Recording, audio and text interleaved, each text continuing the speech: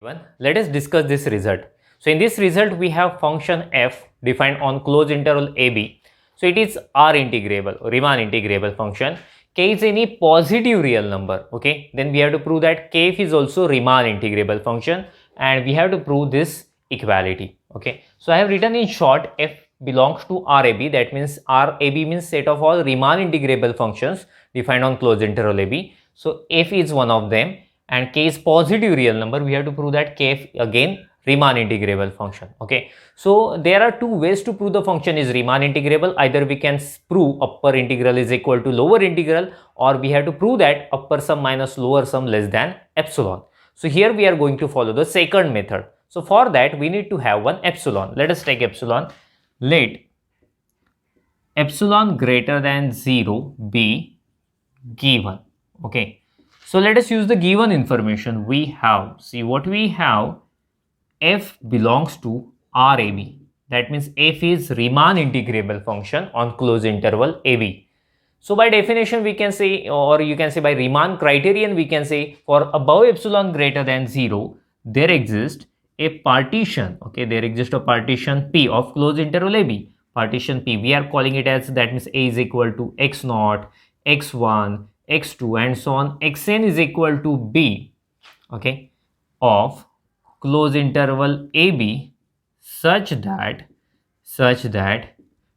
UPF minus LPF less than epsilon. Okay, so yes, by Riemann criterion we could write this thing. This was the given information, so that's why we got this inequality. I am going to do a small adjustment, that is, instead of epsilon I will write epsilon by k. We will call it as inequality number 1. It's very important in inequality. Okay, so let us go further. After that I will define capital Mi, small mi. You are already familiar with that. So now capital Mi. Will you tell me what is capital definition of capital Mi?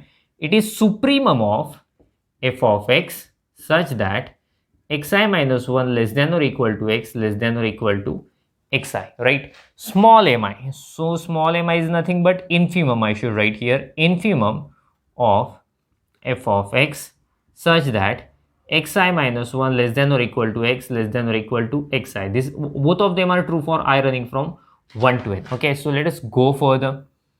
So yes, for function f we wrote that capital Mi and small mi. Similarly for function kf also we have to write capital Mi and small mi. Let us write now capital Mi dash. Okay, I am denoting it by dash.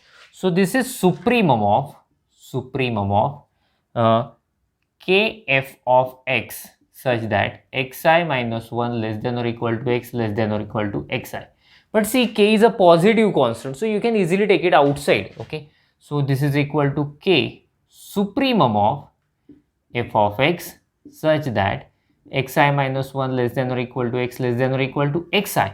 But supremum of f of x is nothing but capital Mi. So this is equal to k into capital Mi for all I running from 1 to n. Very important thing we have got here. Okay, so Mi dash is equal to kmi. So now small mi dash. Okay, so that means we are finding infimum value for yes, that function kf. So it will be infimum of kf of x xi minus 1 less than or equal to x less than or equal to xi. Actually kf means kf will be together. Okay, so this is a function. After that kf will operate, so k is a constant, will be as it is, function will operate, and after that we can take k outside. This is a procedure, but I am writing directly here k is a constant, we can take it outside.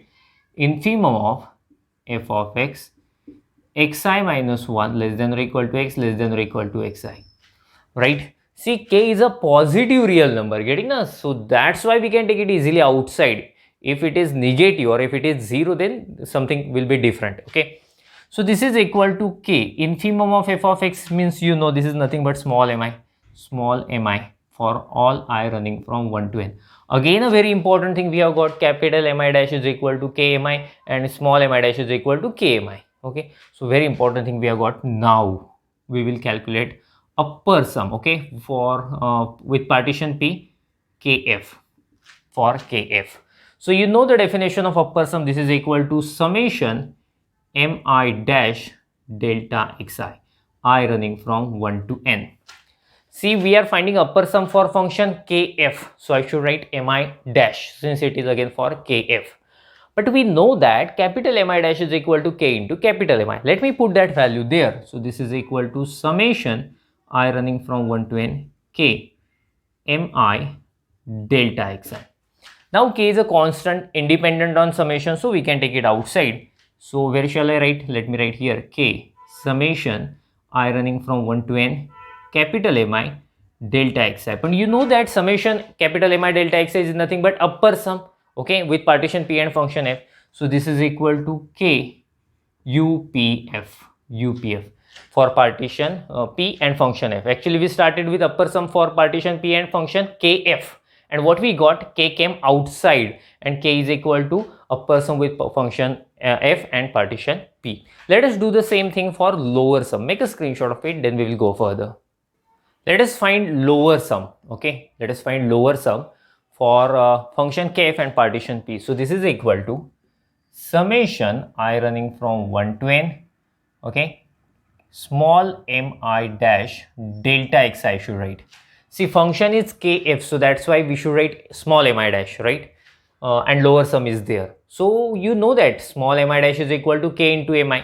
So let me write it here. So summation I running from 1 to n k mi delta xi. So k is independent on I, so it will come outside the summation k. Summation I running from 1 to n small mi delta xi. This is nothing but lower sum, right?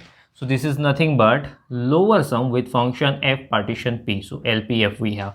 This is another very important thing we have got, that is lower sum with partition p and function kf is k will come outside lower sum of function f with partition p. So now let us consider I'm considering upper sum, okay, UPKF minus LPKF. Very important thing, I am considering this thing.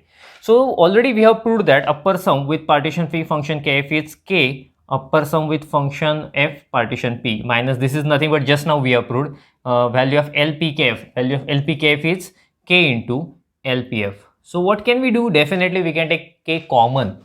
Let me do it here. So I'm taking k common. So in bracket you will have UPF minus LPF, and in inequality number 1 we have already proved it. It's already stated there, it is less than epsilon by k. So let me mention this is less than, k is already there, this k I should write here, k into this is epsilon by k. Let me mention from 1 kk will get cancelled and this is epsilon. So therefore what we get finally, so UPKF minus LPKF, right? And we proved it is less than epsilon. Yes, so by Riemann criterion we can say function kf is also Riemann integrable. So let me mention that thing. So therefore function kf is Riemann integrable on closed interval AB. So the first part we have proved. So the function kf is also Riemann integrable on closed interval AB. Now just we have to prove this part, okay? So make a screenshot of it, then we will go further. So now we have this information, that is kf, just now we have proved it is Riemann integrable on closed interval AB. So that's why we can say the actual integral is equal to upper integral is equal to lower integral by definition of Riemann integrable function. So therefore we can write implies integration a to b kf dx is equal to integration kf dx a to b upper integral. Okay, we can say upper integral is equal to lower integral is equal to actual integral. So this equality we have. But see, upper integral, you remember the definition of upper integral, that is nothing but infimum of upper sums. That means every upper integral is less than or equal to its upper sum. So we can write this is less than or equal to upper sum with partition p kf, where p be any partition, where p is any partition of closed interval AB. See, just now we have proved. So this is nothing but k can come outside UPF. Already we have proved in this part, first part, okay? So you can take k outside. So what we get finally, that is very important, integration a to b kf dx, we have got this is less than or equal to k UPF for all partitions,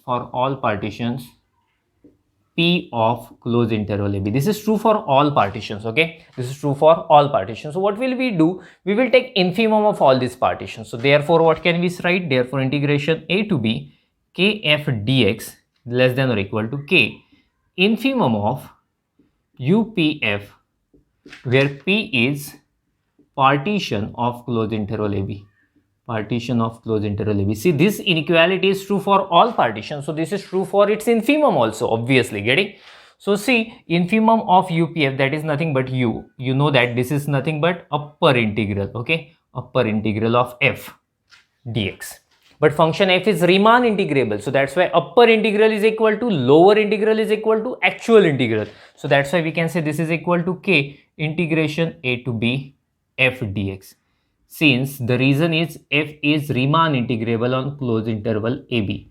So what we get from it, that is very important. Let me mention it here.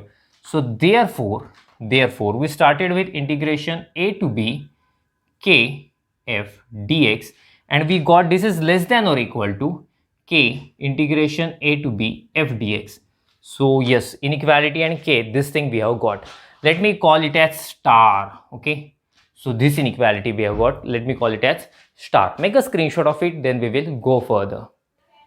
See, in second part we go in exactly same way. Getting in second part again we write that kf is Riemann integrable, that thing already we have. So the function is Riemann integrable, so the actual integral is equal to lower integral is equal to upper integral. So here I am using this equality, the actual integral is equal to lower integral.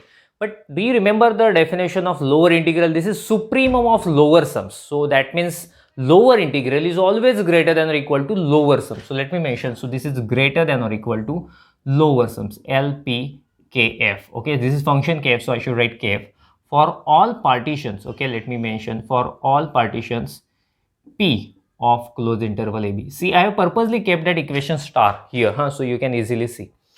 See, this thing we have got, but see, already we have proved when we have lower sums like that, k will come outside. We have already done that thing. So this is equal to k LPF. So what we get, so let me mention, therefore integration A to B kf dx, what we have, this is greater than or equal to k LPF for all, again, for all partitions P of closed interval AB. So if it is true, if this inequality is true for all lower sums, then if you talk about its supremum, then also same inequality will hold. So therefore, what can we write? Integration A to B kf dx is greater than or equal to k supremum of LPF, okay, where P is partition of closed interval AB.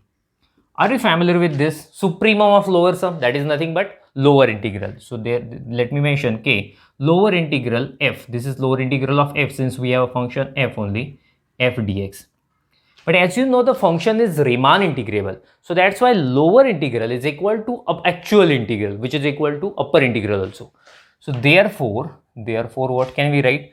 This is equal to k integration A to B f dx, because the function is Riemann integrable.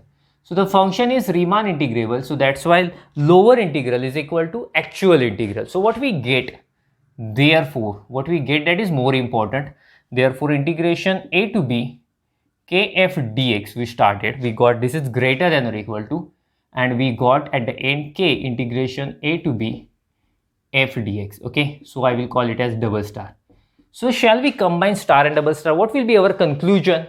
So here we say left hand side is greater than or equal to right hand side, and here we say left hand side is less than or equal to right side. So if you combine star and double star, we will have both of them are equal.